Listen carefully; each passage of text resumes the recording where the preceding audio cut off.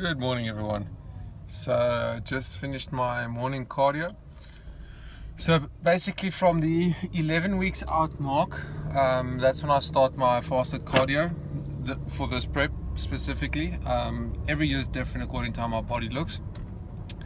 This year I've been progressing pretty well without it until now. I just feel like I need that little bit of extra boost. So I'm only doing 20 minutes fasted cardio, and then I'm also still doing my usual 10 minutes post-workout cardio. So a lot of guys do like an hour at a time, some crazy amounts.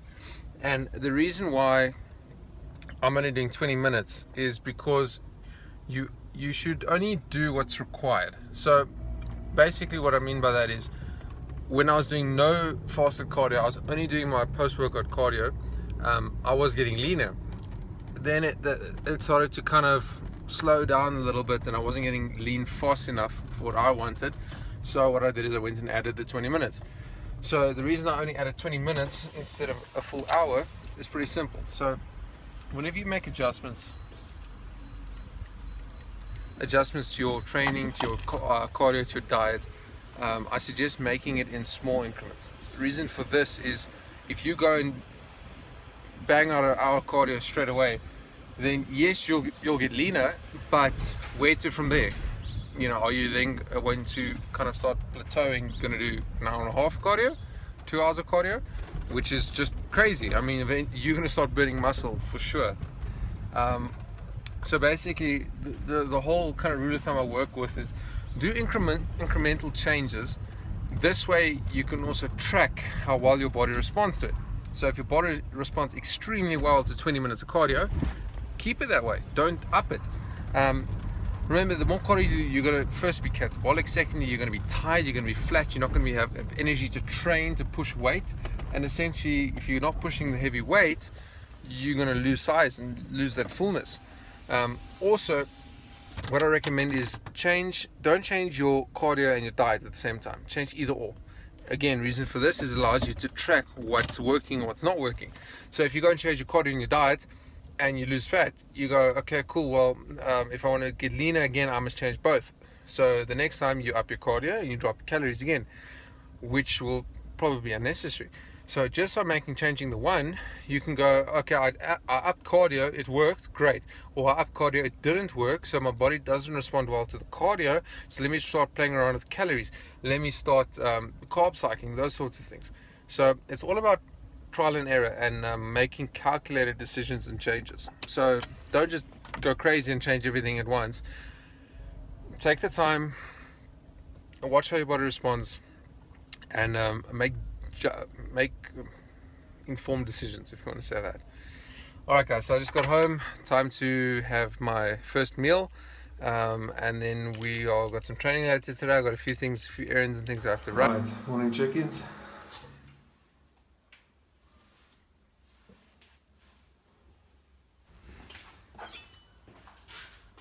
Alright guys, so just got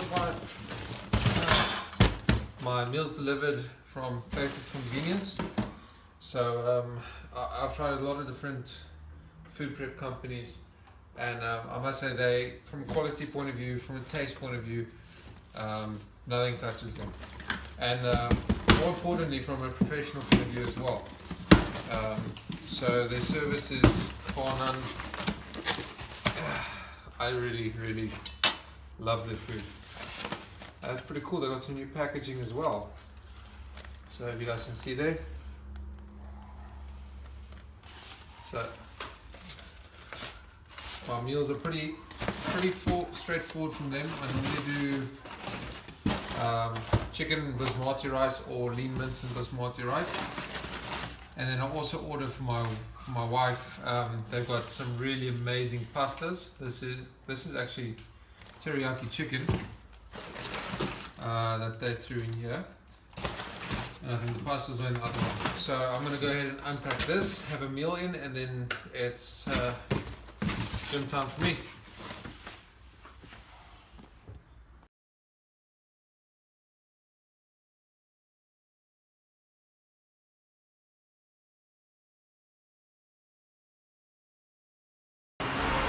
Hey guys, so let's move on to the workout for the day.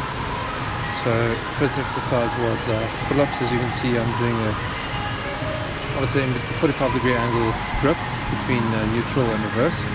So we did that 4 sets, 10 reps, moved over then to a neutral grip. Again, pull-ups for 4 sets, 10 reps each set, just to get the back nice and warm before we move over to weighted exercises. Next up, we did the cable low rows with a double grip. So the reason I don't use the standard steel grip but rather use the 2 separate handles is that this allows you to actually pull the elbows further back, get a better contraction in your back as well. So it just makes a larger range of motion. We did this again 4 sets of 8 to 10 reps. From here we moved on to a bent over row movement. So moving away from the traditional barbell, what we're using here is the horizontal leg press machine. So as you'll see, it allows you to get a good range of motion and take some of the pressure off of your lower back as well. Because there's no bar, it also allows you to actually pull your elbows further back, extending the range of motion for the exercise. We did 4 sets here.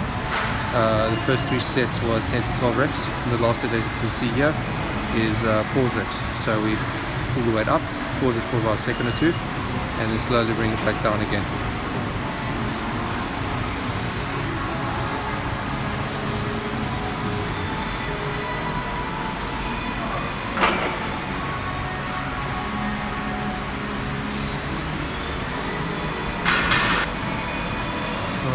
The next exercise we threw in was your traditional lat pull downs.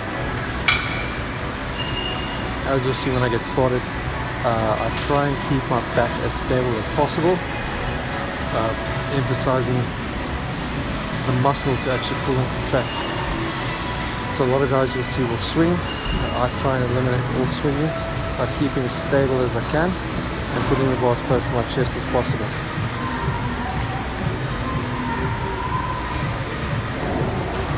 We did this exercise for 3 sets only, nice and heavy, as close to 10 reps as we can, pushing for failure. And then we move straight over to the same movement but with a reverse grip. So this is going to emphasize your lower lat tie-ins. So it's going to give you that low sweep in your lats, giving you a much wider, thicker back. The key here is to try and bring it in between your upper abs and your lower chest. So that's the kind of target you want to aim for. Get a good squeeze as you bring it down, pulling your elbows as far back as possible and keeping your elbows as close to your body as possible. Again, we did 3 sets, as heavy as we can, close to 10 reps for failure. Next we did a cable pull down. So this is very similar to a dumbbell pull over. So this is going to work your serratus, your intercostals. So you get a good stretch out to the top and bring it down. As you bring it down, contract your entire back.